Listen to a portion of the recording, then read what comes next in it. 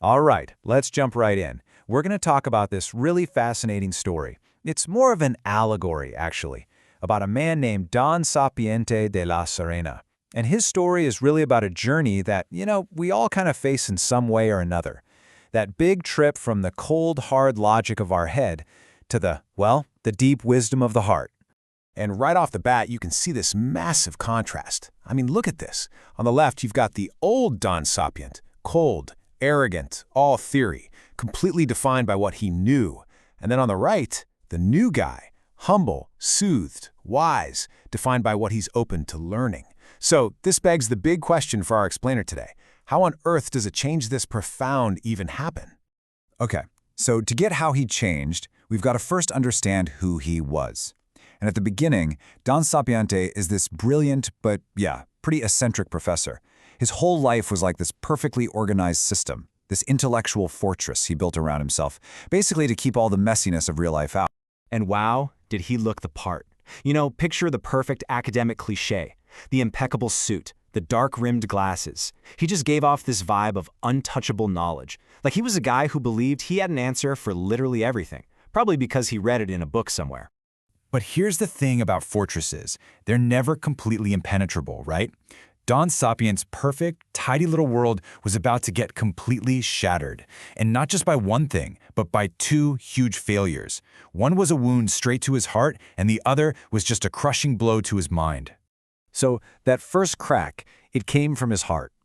His fiancée, a woman named Esperanza, and you gotta love this, her name literally means hope.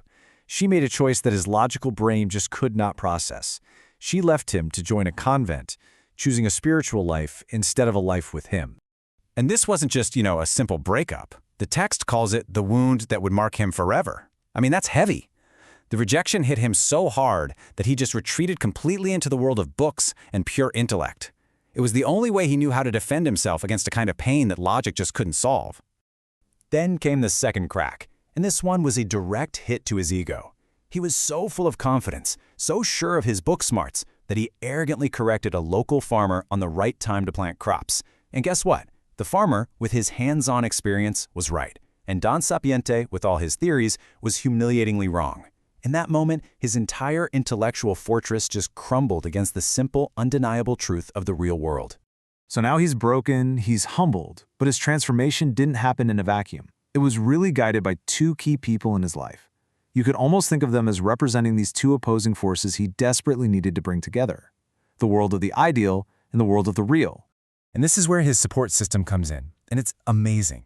On one side, you have Esperanza. She becomes his particular Dulcinea, this symbol of a pure, ideal, almost spiritual kind of love that he lost.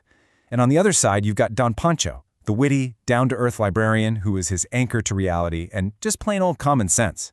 So you see, one was pulling him up toward the heavens, and the other was making sure his feet stayed planted firmly on the ground.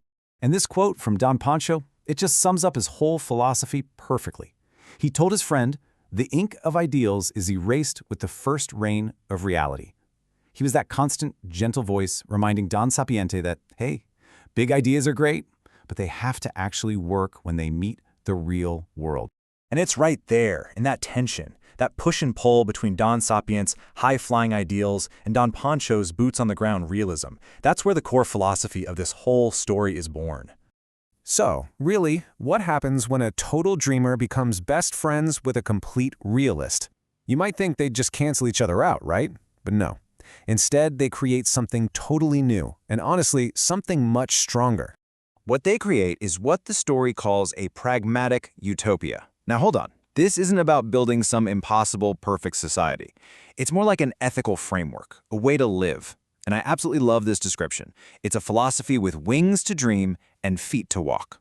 It's all about holding on tight to your highest ideals, while at the same time taking real, concrete steps to actually make the world a little bit better. So what does that look like? Well, here are the core principles. First, it's all about putting the human person first, people over systems every time. The goal, the horizon you're always aiming for, is the common good. And the energy that gets you there, that's solidarity. Also, justice isn't something you force on people. It's something you build together through dialogue and reason. And maybe the most important part, You have to accept that this is a job that is never finished. You just keep building one small concrete work at a time.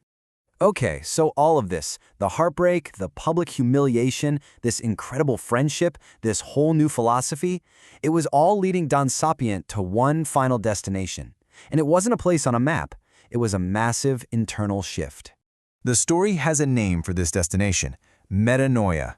It's a Greek word, and it basically means a deep, profound transformation of your mind and your heart. We're not just talking about changing your opinion on something. This is a fundamental change in the way you see everything, the way you exist in the world. This was the true goal of his entire journey.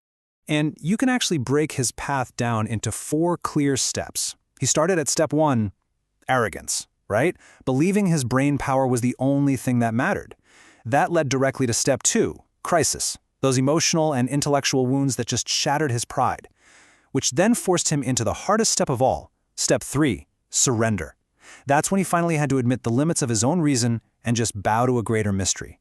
And it was only after all of that he could finally arrive at step 4, true wisdom, becoming what the story calls a soothed Christian humanist, where he finally integrated his faith and his reason, his heart and his mind. And so, in the end, Don Sapiente's entire story leaves us with this one incredibly powerful idea. True human excellence resides in love and not in the accumulation of data or dogmas.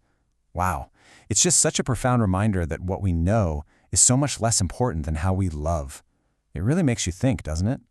At the end of the day, the real question isn't how smart you are, but how you choose to live your life.